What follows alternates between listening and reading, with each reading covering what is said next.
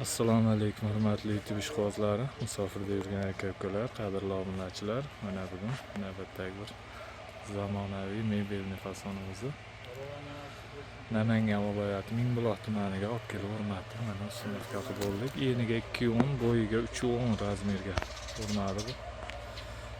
Darvozamiz 1 kvadrat metrini 1.400.000 so'mdan, o'sha summa 8 million so'mga olib kelib sunnatga berdik. Juda chiroyli, juda ideal holatda chiqdi bu darvozamiz. Ko'rishingiz mumkin. Qirg'oqlariga sariq nejinkadan qo'yilib 2 qavatli variantda bo'ldi. Darvozamiz 1 kvadrat metrini 1.400.000 so'mdan ustonovkaga berdik. Darvozamiz materiallariga yo'l o'tsak, stoykalari shiviller bo'ldi. Unga 5 shiviller qo'ydik. Ichidagi profillar 6 ga 4, 1.5lik stena, listlari 2lik listda.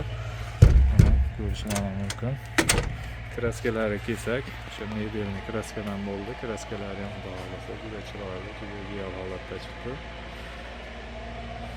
Zamoklar har doim o'rnatilgan o'sha zubur zamok. Orqa holatlarini ko'rsatib o'tsak, orqa holatlari o'rtasiga sentr zatov qo'yildi. Orqalarini malishni qilib bering deganda, orqalarini malishni qilib kraskalarni sepib berildi. Juda chiroyli, juda ideal holatda chiqdi. Zamoklar 5 ta kaliti.